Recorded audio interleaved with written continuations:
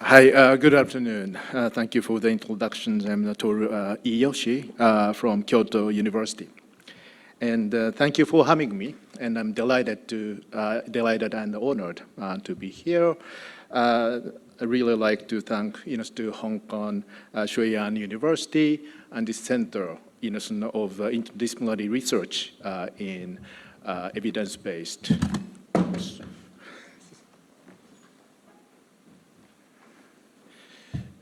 I got a little bad feeling about this, but evidence-based practice.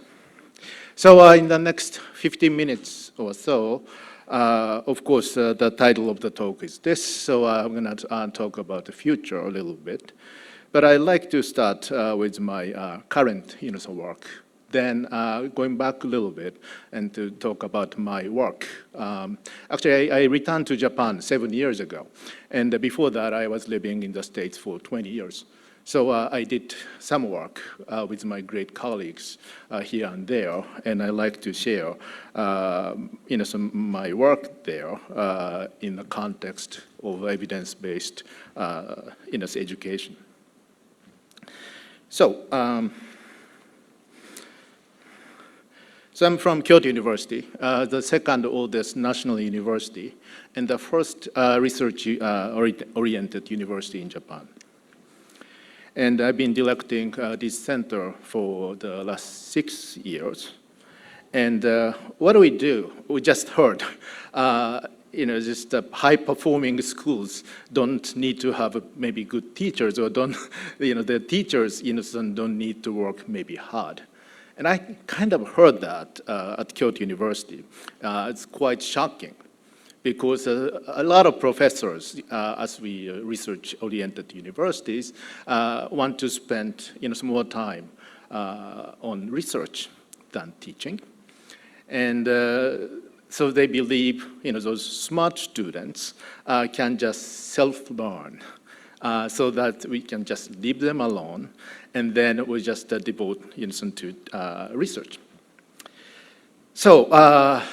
So being at the center like this, the promotions of excellence in education is really challenging some work at a place like this. So we do 3-4 things primarily, and one is to support education reforms, system reform, and we also do a faculty development, which is very challenging. Again, so most of the professors, want to do more research, not necessarily teaching. And also the growing area is using technology in better learning and teaching. And also, of course, nonetheless to say, educational assessment is really vital. And of course, as we use more technology, we could maybe do better, hopefully more accurately, in self-educational doing self-educational assessment. So when I arrived at Kyoto University 7 years ago, got some tools and the platforms, and kind of scattered, sort of scattering around.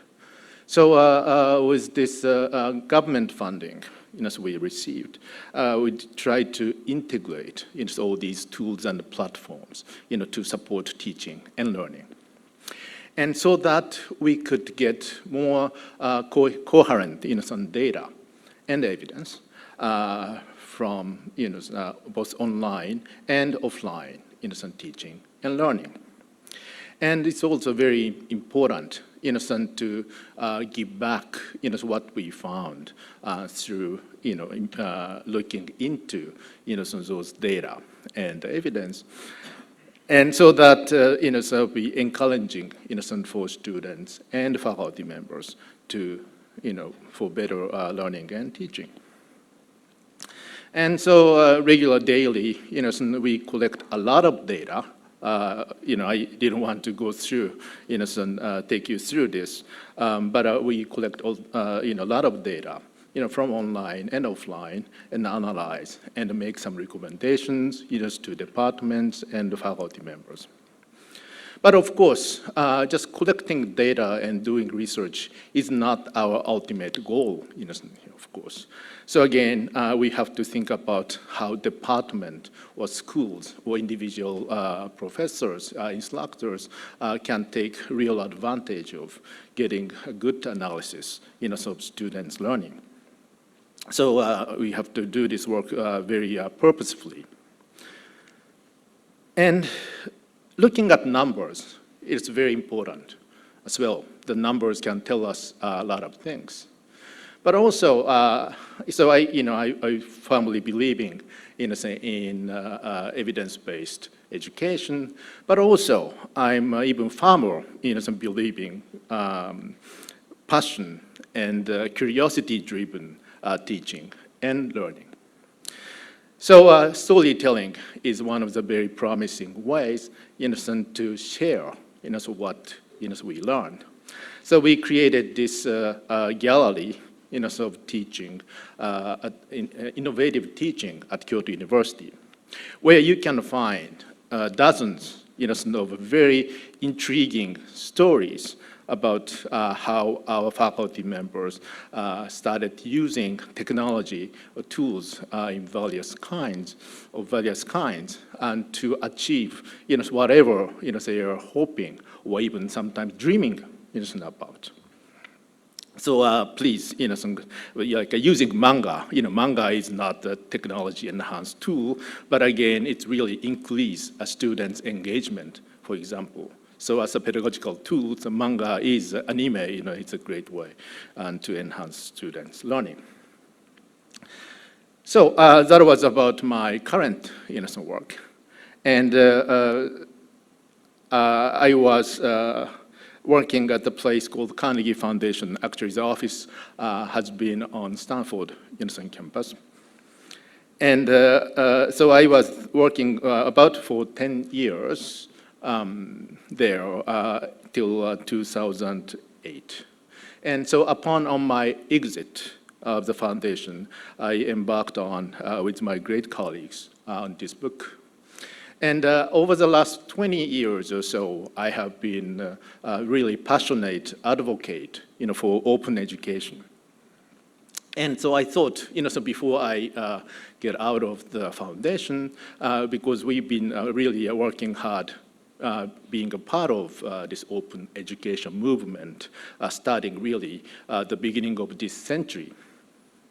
So in this book, this is a book, but again, I call this project because over the 2 years, we were working on this book project, we convened some gatherings and some good thought exchange over internet.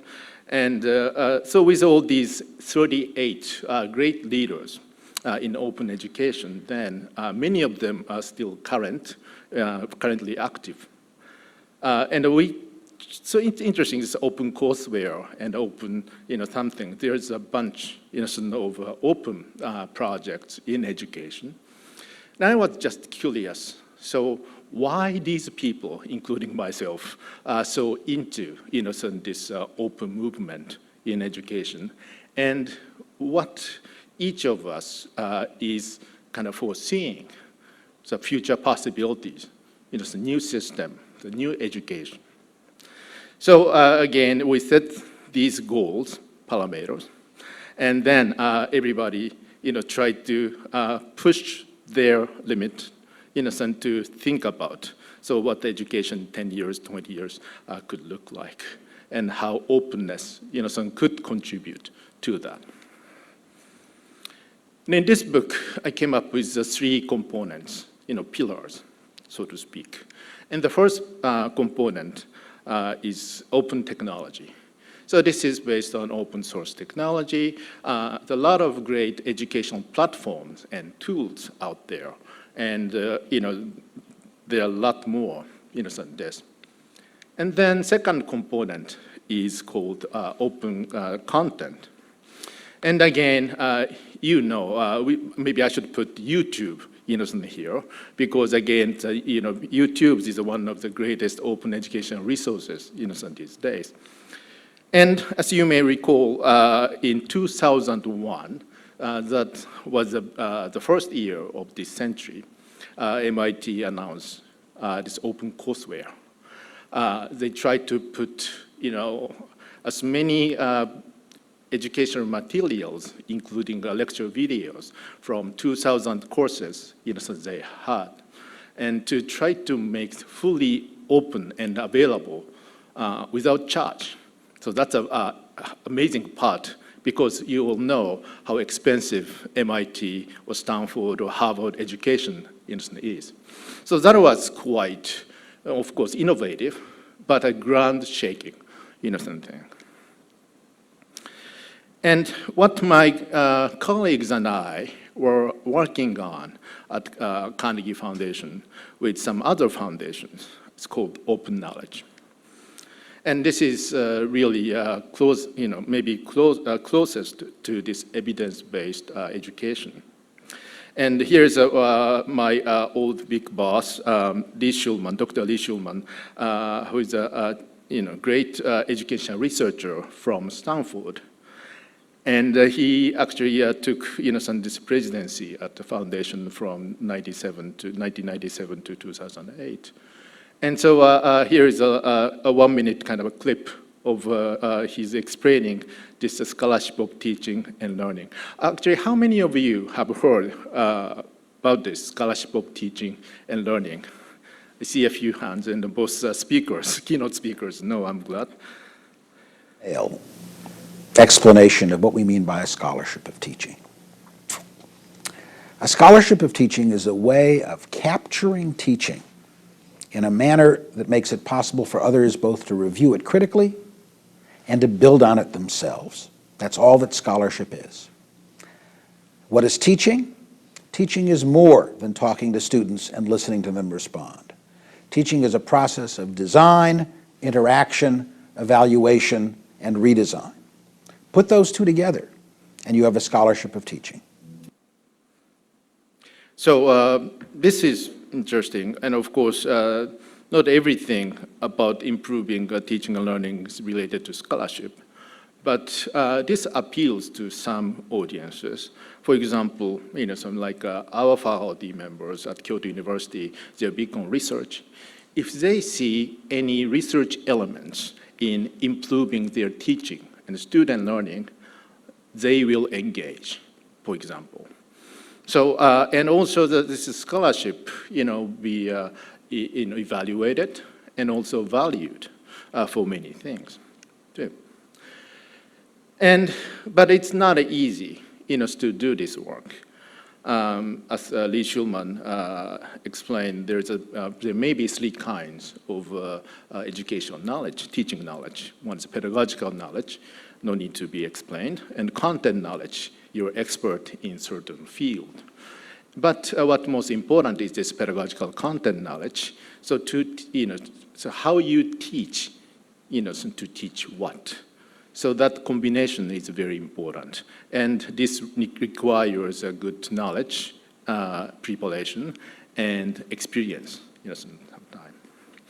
And often, this kind of educational knowledge is tacit. Usually, if you've been teaching at school for 30 years, you have accumulated the wealth of good teaching and student learning knowledge in your brain, right? But it's totally tacit, invisible from others. And then how you can unpack that and make it visible, and so that you can share that, it's easy to say, but it's not easy to do. And also the local knowledge versus global knowledge. Yes, I was able to teach well at this school, but when you were transferred to a different school, your experience might not work or be helpful.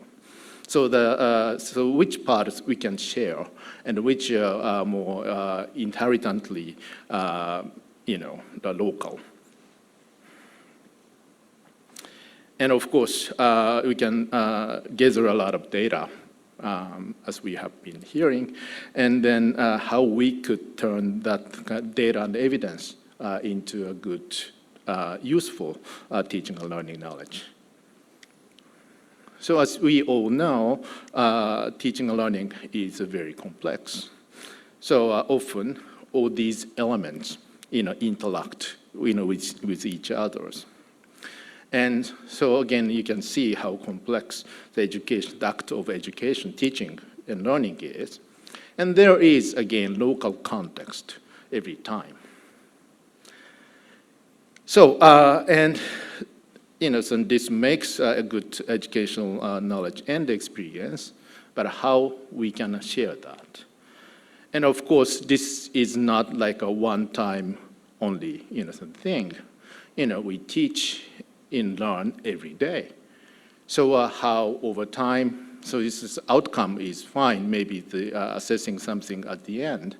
But again, the process evaluation is so important, formative evaluation is so important. So we could keep track of, this, who is learning what and how, he or she is doing. It's so important.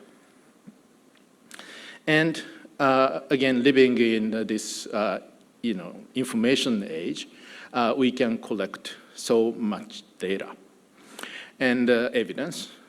And so how we could put all these, things together and turn them into hopefully succinct and, I said, visually appealing and intellectually engaging knowledge representation. This is not, again, an easy task.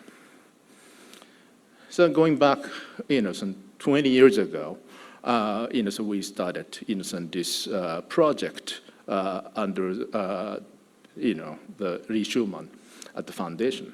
And I was directing this project. And around that time, there are many great programs at the foundation. And among them, we were working very close to this program called Carnegie Academy for the Scholarship of Teaching and Learning. What we were doing through this program was we selected over several years about 160 college teachers, professors from all over the United States and from various disciplines. So this is very interdisciplinary community, group. So, like these disciplines. And we supported them. So each, the fellowship is basically 1 year. And and this also works as a community of practice. And they are helping each other to, advance their teaching improvement. And our group, was devising some new tools and platforms to support these 160, scholars. So to start with, we created the kind of e-portfolio tool so that it's well scaffolded and with many good templates. These templates guide users to focus on particular topic theme and just write about.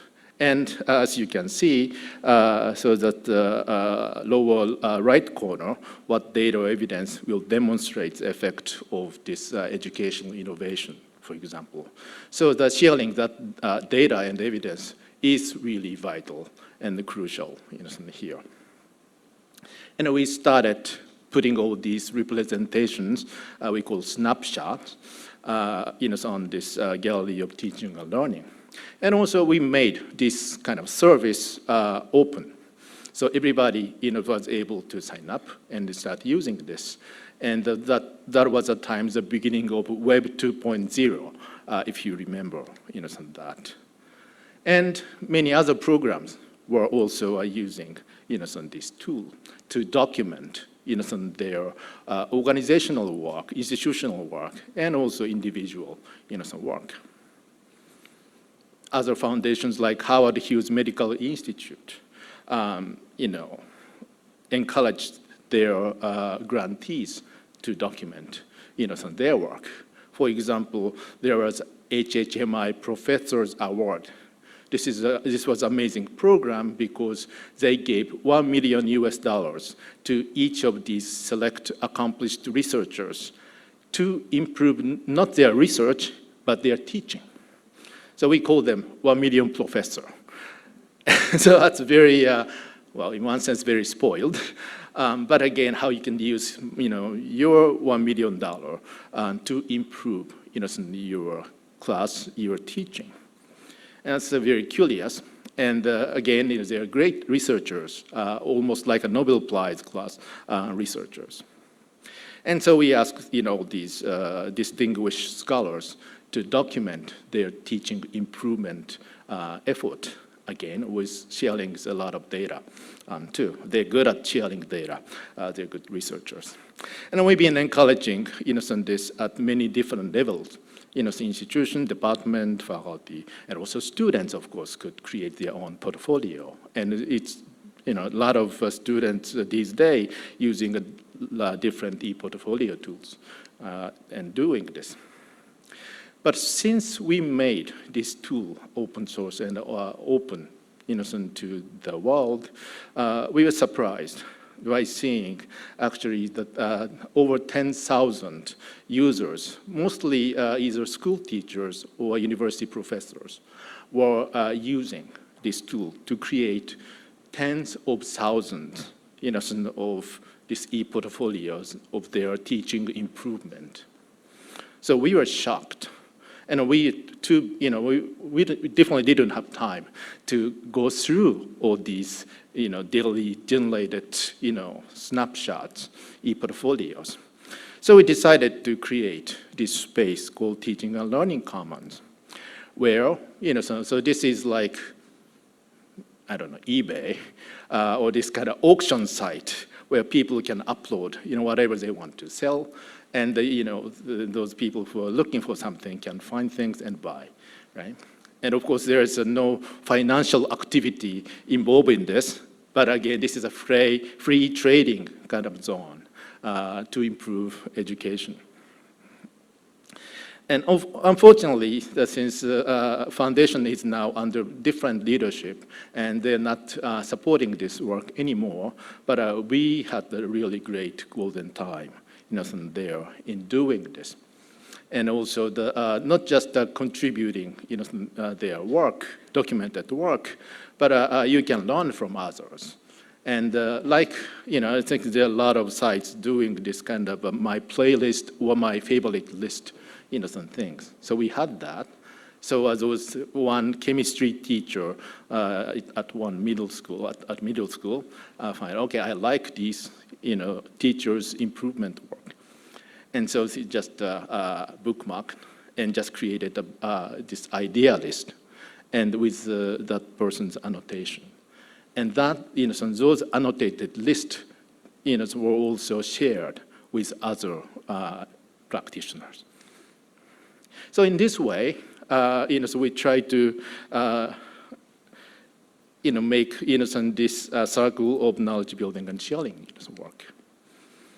And then after Carnegie, I moved to MIT, and I was there for just 3 years, and helping them to, there is a very innovative education project going on at MIT, you can imagine, and so try to use the same method, to capture, this great educational, innovative education, effort.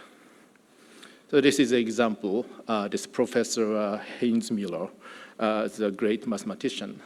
Then he couldn't stop himself creating this, what he called mathlets.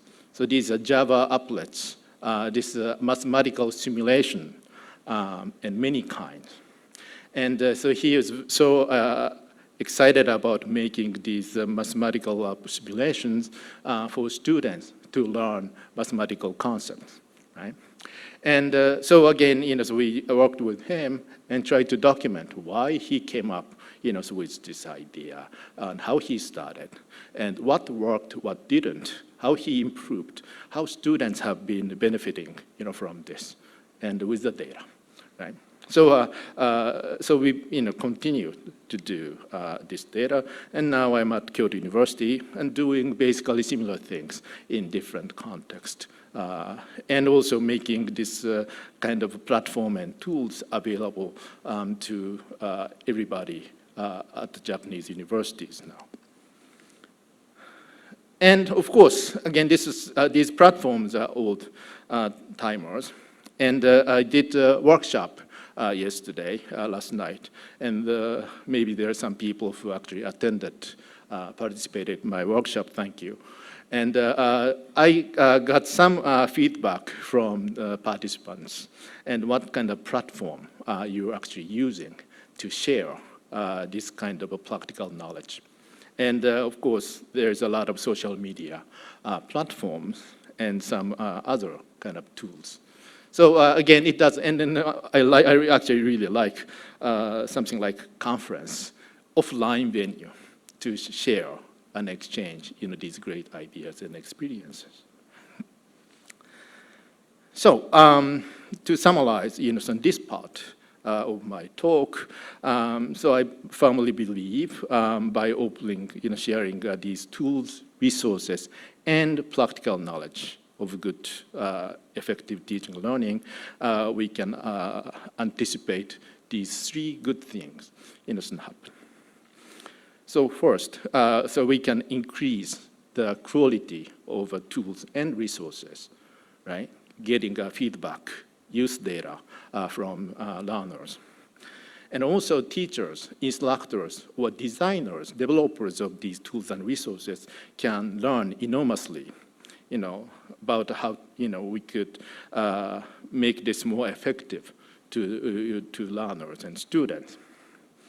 But this is the most important and exciting part is our kind of a collective knowledge about, so this good teaching and learning. Now, so we can advance this work globally.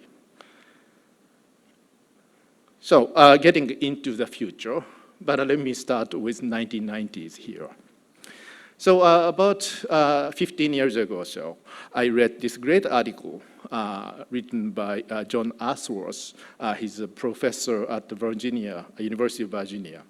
And he wrote this wonderful article in 2004, and calling 1990s E-decade and the 2000s O-decade. And as you recall, the E-decade, everybody was crazy about, making everything electronic, right? And then internet start emerging then, right? So e-commerce, and in education, the e-learning was coined around that time. And then after 10 years, and after that decade, I think naturally we were getting into O-decade. Because everything's available, shareable online, a lot of people were so excited about joining this open movement, right? So we can just learn from each other, we can build on each other's work. And that's when the open education was also born around that time. So Professor Answorth's article stopped there and was written in 2004. And I'm kind of curious, George, and I couldn't stop thinking about, so what's next? And so I had to come up with conveniently this C-decade. So again, without no theoretical thought or anything, it just came up. So it's convenient. Collaboration, collectivity, communities, commons, and even crowd computing, right? All start with C. And this is, what we've been really enjoying, over the last decade or so. But when I was giving this kind of talk, internationally, and there was, I don't remember where, but the nasty, not nasty, but mean audience said, well, we are ending, that decade is, C decade is ending. So what's next decade? So I had to think hard in, maybe restroom or just taking, while I was taking shower. So what's next decade? So I came up with P. And the P is, of course, very convenient, and personalization, preference-based, and prediction based on big data, learning analytics. And again, proactiveness is needed. We are living in this, uncertain world. Being proactive is very important. And also project-based, program-based. I think will be, moved to more center, in even higher education, rather than like classroom-based teaching and learning. And the playable, this is about edutainment.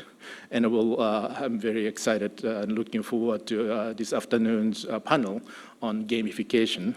And I've been doing gamification since I was an undergraduate student too.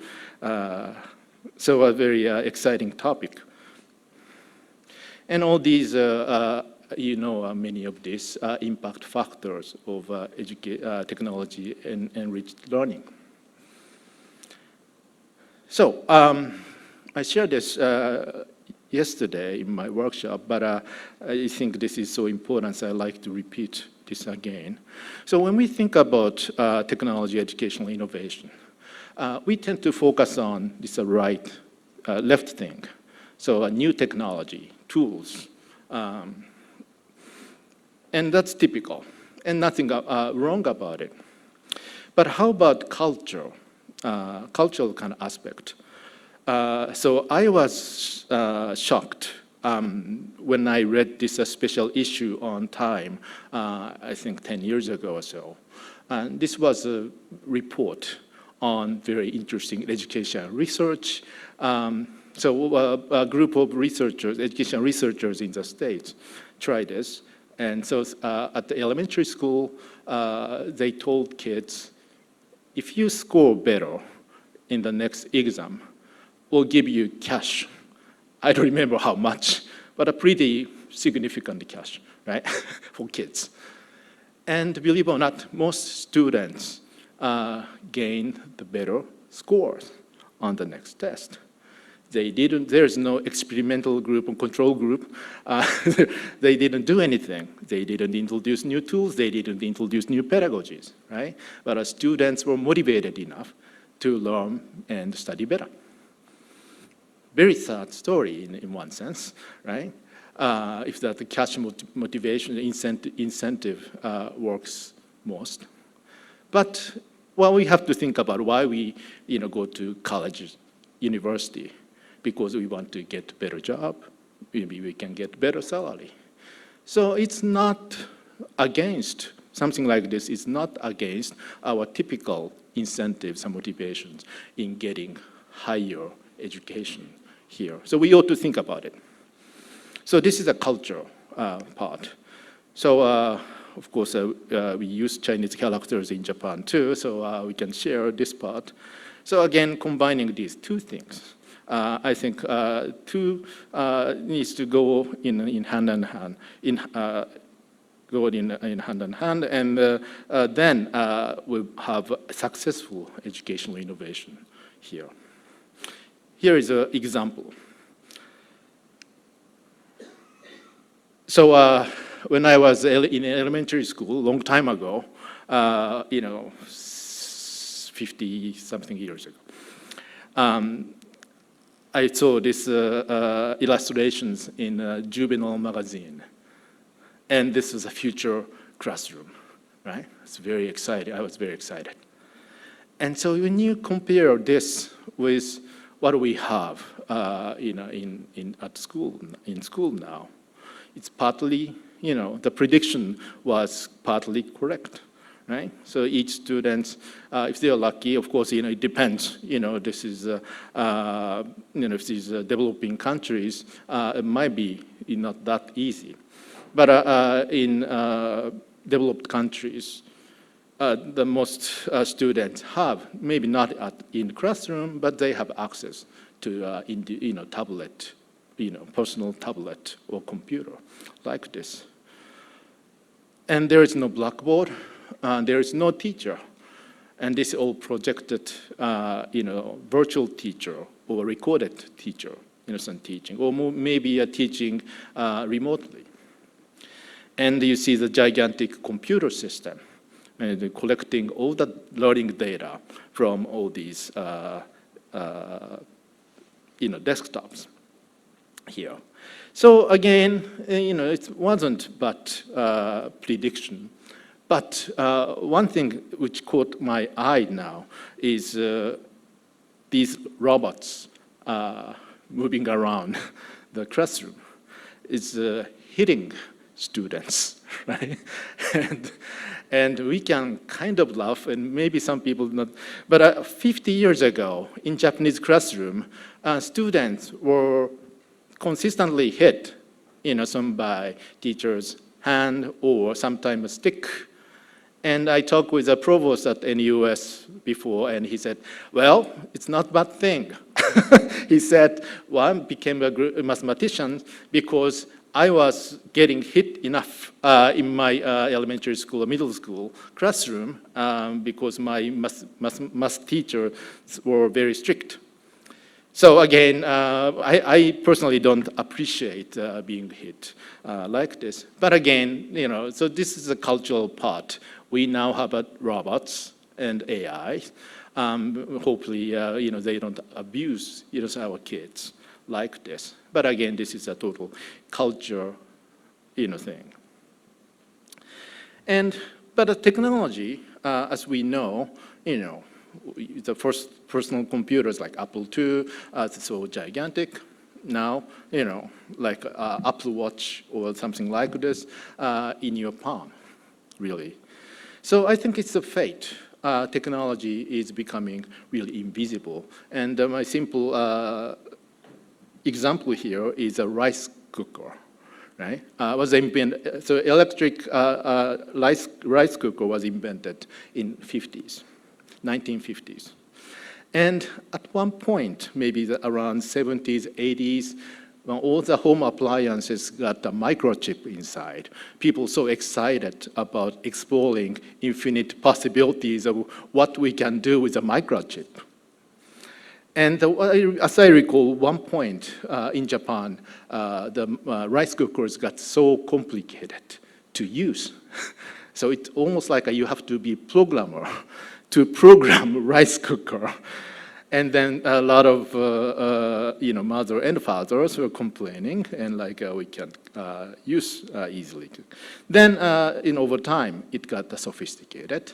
Now maybe we can just talk to rice cookers, or rice cookers can measure water, so rice grains automatically, and also sense the temperature. And everything, right? And then try to adjust everything and make best, steamed rice, for example. So again, the educational technology is becoming like this. I think fundamentally. And so again, what I think is becoming more important is not the technology, some tools, but pedagogies. So we ought to be very familiar, with as many, some pedagogies and teaching methods, so that you have a lot of drawers, and you have a lot of tools you can choose from. And so, having said that, what consists, E here for e-learning is no longer probably electronic, right? Effectiveness, efficiency, and then making things engaging and exciting, and all these E things, really are taking the central stage, I think. And I'll share my slides later, so please, read things. These are some critical issues and talks. But for the time's sake, I'll just keep moving on. And so these three things were, again, when I helped edit, the book came up with a kind of theoretical framework. But then something happened, after 2008, and which now I could call that the new emerging area open practice. And of course, easiest things to understand, open practice is MOOC, Massive Open Online Course. And I think most of you are familiar with, at least you have heard about, some MOOC. It started booming in 2012, so the New York Times, in their front cover, they call this a year of MOOC, 2012. But so over the last several years, it has been constantly growing. And now we have over 11,000 open online courses around the world. Over 900 universities have been joining this game, and over 100 million learners of any kind. Again, those are not necessarily school students, right? So it'd be young, learners, but also, those senior learners in maybe 70s or 80s, have an enormous intellectual appetite to learn something new. And also, there are really diversified subject areas online these days. So as you can see, this is almost like what a typical research university can offer. So MOOC, massive open online course, and somebody created this small, not massive, but small open, or small private online courses, and also not a course, but it could be just a simple module of things. I got a lot of questions about how I make this kind of slide, and that's my secret. So and I didn't program. I just use typical, functions here. But before I change this O, to A or U, I better stop, playing with this slot machine, here. But again, open education is not just about sharing education resources. By advancing open education, I think there is even more greater opportunities in collecting data, big data. And big data, not necessarily just many people, collecting data from many people. In one person, in one learner, there's a big data. That's the way I see, right? And so more data we get, I hope that works as almost a noise reduction system in education, right? And noise, it's just so many different factors, could impact on learning, teaching, and how we could, minimize, if possible, those kind of sub-effects or those factors too, so that we can directly deliver good education, to many people here. And so making individual, so the title of this talk is personalized, learning. So the last point is also very important.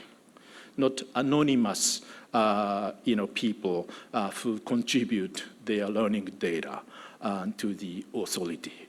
That's not the way, we want here. So this is what I recently learned, and I don't know how many of you are big fan of rugby, and we had thank you, and we had the World Cup in Japan. We still have, and but I was quite surprised by this interesting technology called the free viewpoint video developed by Canon. And I'll give you a sense, here quickly, how it looks.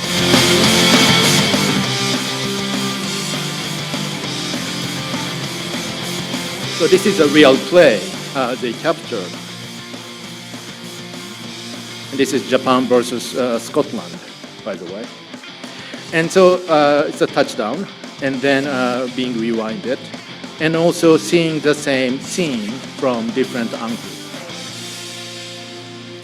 And it's not the real footage, it's all recreated.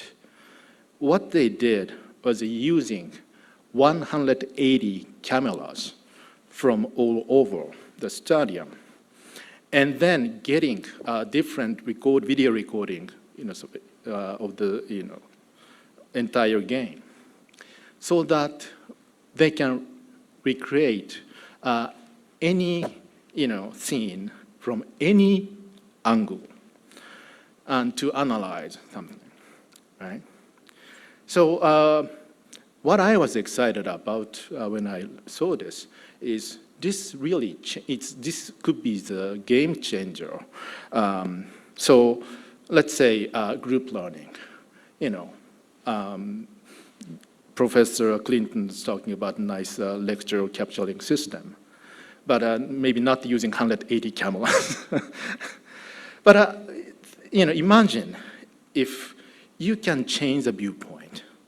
You can see things from one student's view, or teacher's view, or group's view, and again, that kind of flexibility in changing the viewpoints will really, help us to understand the collected data in more accurately in the right context, too. And here's another example. Again, it's happened to be a Japanese company, too. It's a Fujitsu.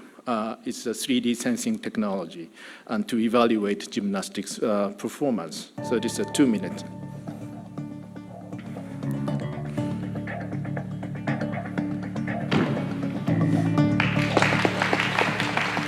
A few months after our presentation of the Bruno project at the FIG Congress, we set out to the NHK Cup, where top-level gymnasts perform.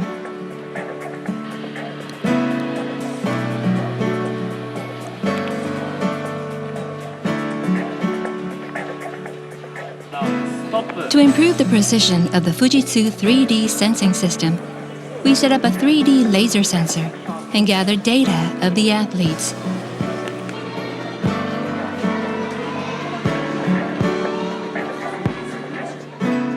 With Fujitsu's ICT technology, the condition of the gymnasts can be understood accurately.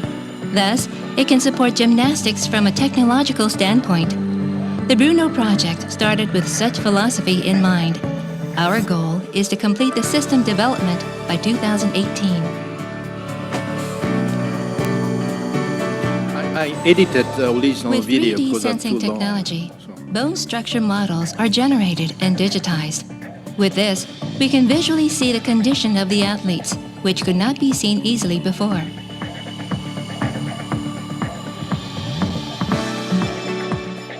で今回やっぱり一番苦労しているのは体操の協会様が持ってらっしゃるノウハウですね。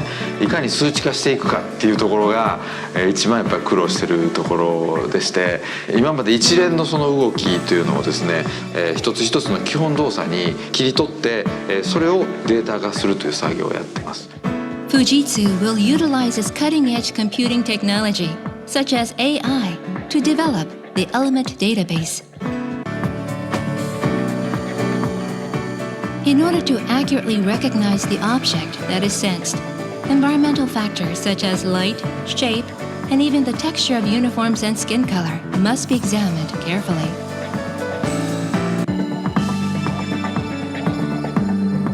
The future that we imagine is right there in front of us.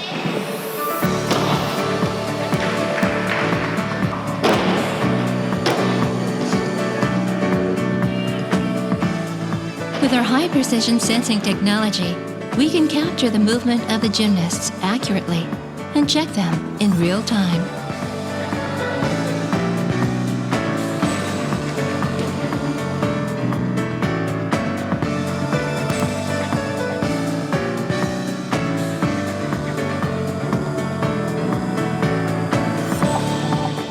The bone structure model generated from the 3D sensing data can change its viewing angle freely. The fundamental axis can be displayed onto the computer graphics of the bone structure model, showing the gymnast's condition in numbers. We will continue the development of the sensing technology to support referees and gymnasts, and at most, for the evolution of gymnastics world. Yes, evolutions of gymnastics. I think this is great, but this could be as scary as genetic engineering. I'm kind of sorry for the athletes to be trained using something like this. So, so we ought to think about, again, so this is about psychomotor skills and how we can do with cognitive skills and soft learning skills and everything. And again, technologically, something like this could totally feasible, right? But do we want to do that too? And what part we want to do this, or in maybe other parts we really don't want this kind of system tools to touch on. So I'll finish up talking about AI a little bit, next 5 minutes or so. And again, 2 years ago, the AI defeated the human shogi champion. And before that, 2011, Kenyon's excavation of this city mentioned in is a Joshua popular showed the walls quiz had show been called repaired Jeopardy. 17 times. And again, Watson from won IBM his Research Jericho. Correct. Center really same category. were beating This up mystery author some and her human archaeologist quiz hubby some dug in champions. hopes of finding the lost Syrian city of Urkesh. So again, this Watson? one's knowledge-based. And Correct. as many of Same you may category, know, 600. Watson wasn't using special database or knowledge base. It was using like a Wikipedia and some other open knowledge base we normally regularly use. But the speed of access and finding something, the information is just a fraction of what human can do. So that's why it was winning. And I remember, actually, I was serving this judge panel back in 2007 called the Learning Impact Award by IMS Global. There is an organization called that. And ETS, Education Testing Service, invented around that time this robo-essay scoring, AI-based, essay scoring grading system called Criterion. It has been widely used for many standardized tests, you name, GRE, and all the other tests ETS conduct. And checking not just the glamorous spells, but also semantically try to understand all the components and construct of essays, right?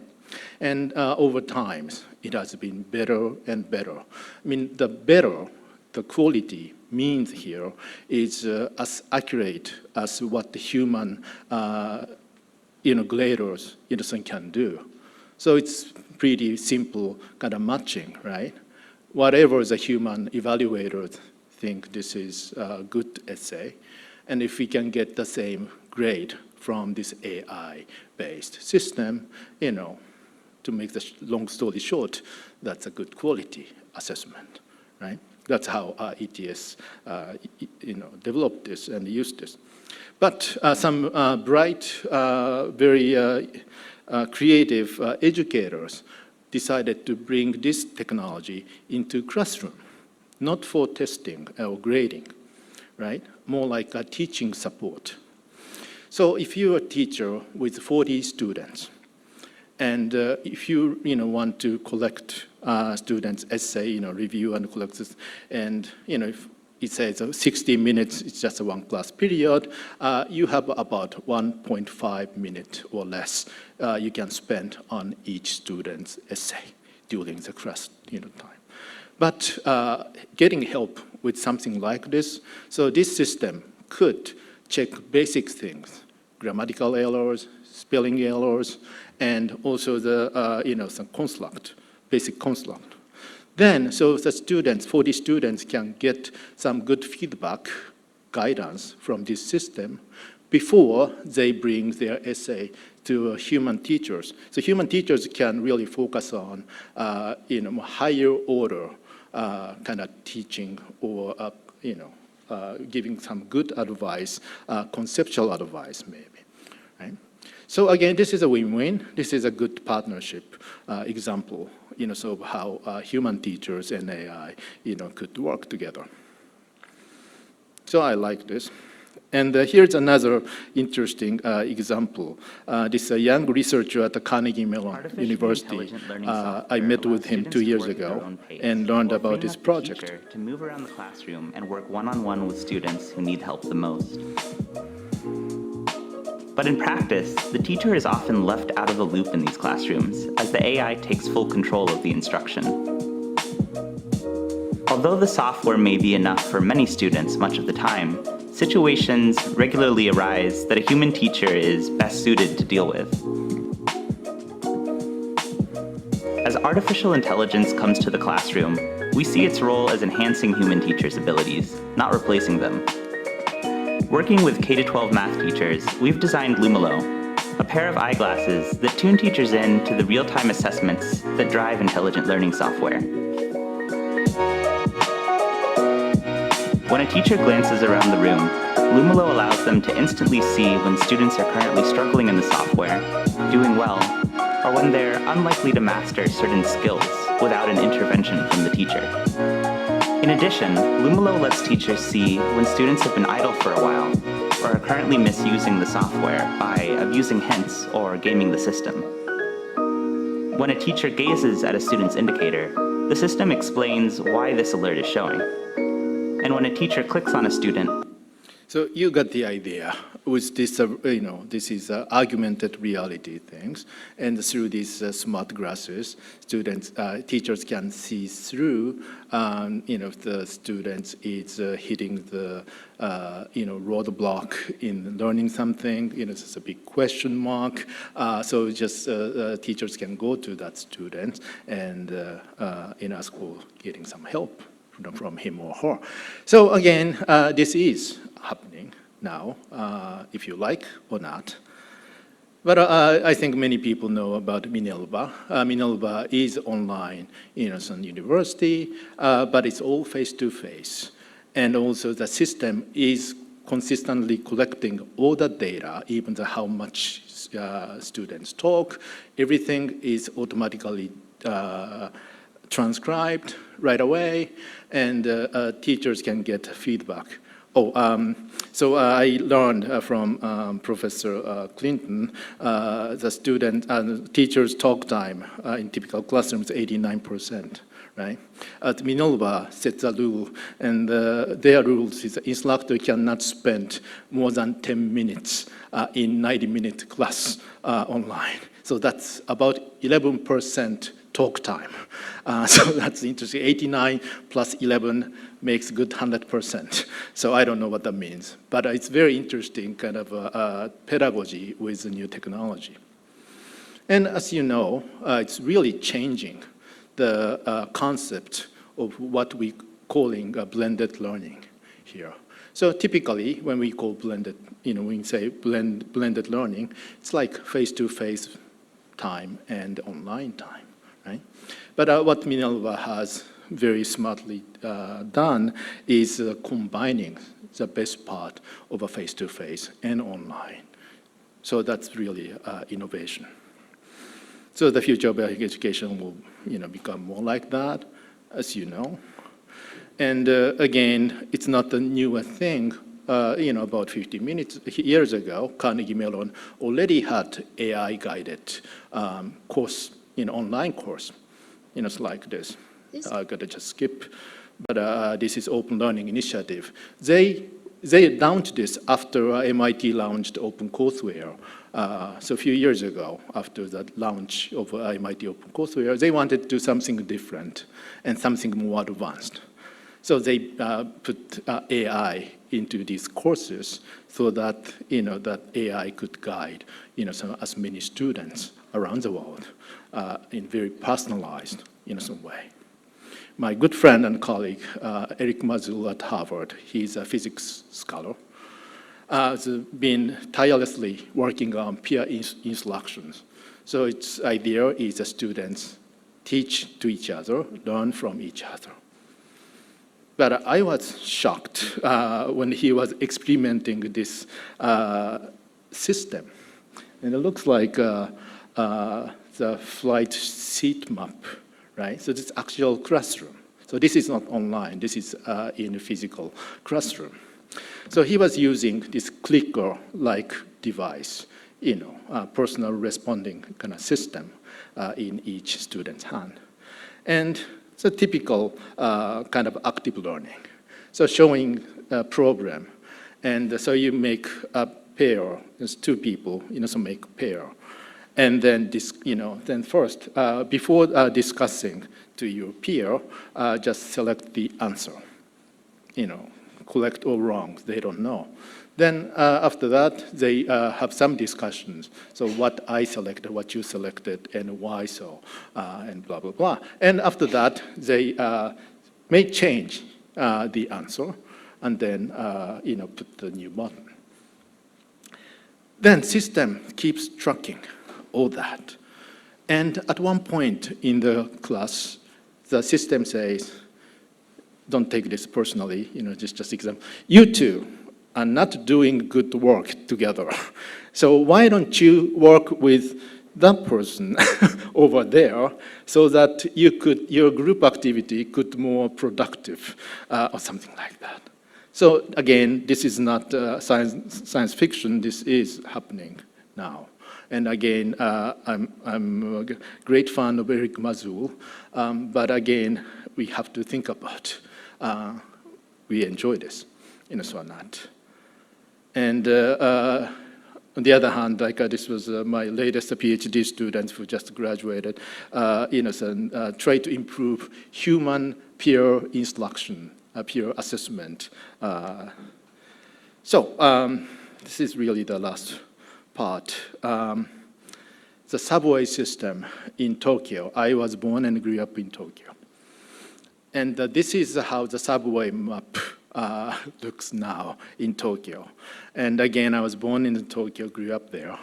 And when I visit Tokyo now, it's impossible for me to just select which lines from going point A to point B, which lines which take it and where I get off. So I have to rely on this, app, very smart app, and to give me the shortest way to get there. So what if these are your learning paths? I think it's becoming, given the over 10,000 MOOCs and the hundreds of thousands, of open educational resources, including YouTube, TED Talks, and those. So UNESCO asked me, I got an interview by UNESCO, and asked me, so how about using AI with these abundance, open educational resources, and that could serve those, students, kids in, developing, world too. So I came up some ideas, but my fear also started growing here. So I got this 10 minutes TED Talk. I don't have, of course, time, and it's almost my time is over. But I just want to show you just 1 minute, of this. So, in my case, so what should I do after taking that online course? Perhaps you can try to make a short movie.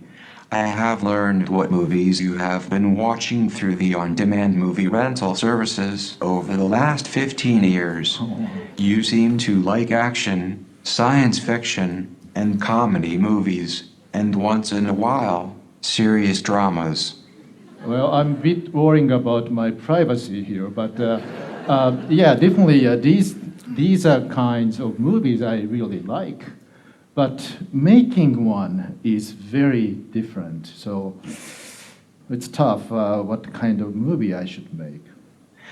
Queen to bishop 3, bishop takes queen, knight takes bishop, checkmate. Are you playing chess with somebody, Valis? Yes. Sorry, but I was getting a little bored while you were thinking. Have you ever seen your students playing with smartphones in your class? Yes, of course, I have to admit.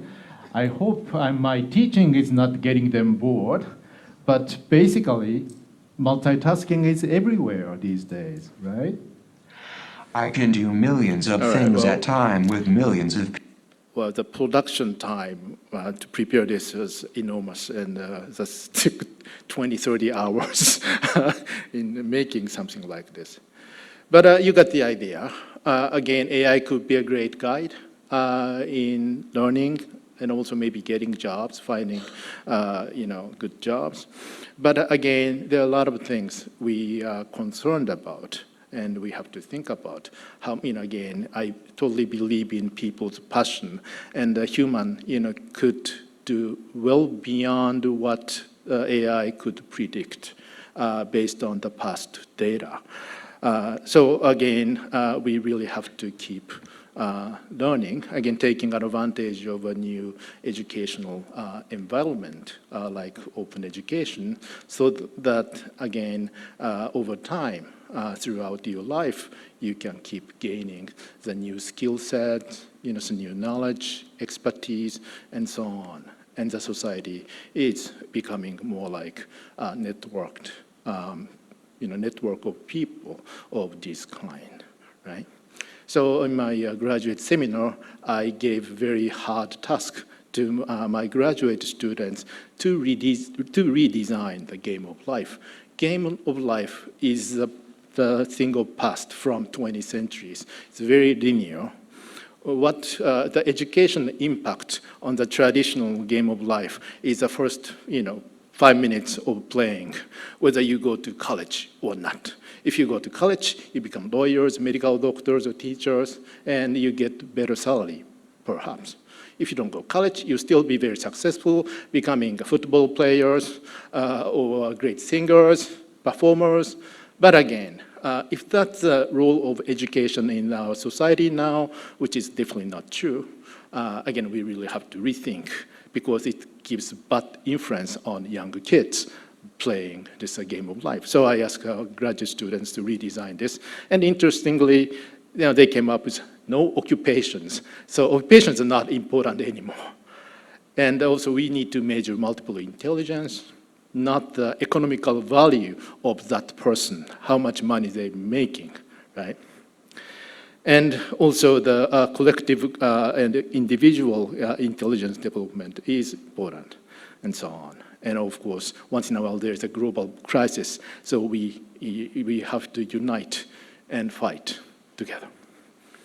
I'll skip this part. Well, there was an interesting 20 years ago, actually, give me just one more minute. Sorry, I'm exceeding some time, but just give me one more minute. 20 years ago, there was a very interesting standalone game. Again, this is a gamification called Virtual U. It's a training university administrators to better manage university, right? So again, it's a very primitive, 20 years ago on PC. But of course, it has all the critical elements in managing university.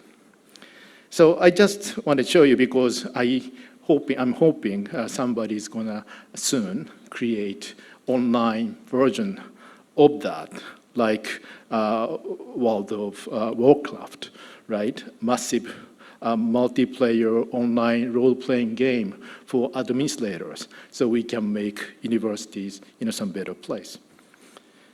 So, sorry, I exceeded the time by 5 minutes or so, but this concludes my talk.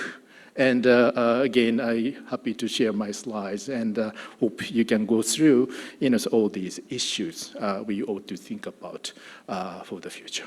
Thank you very much.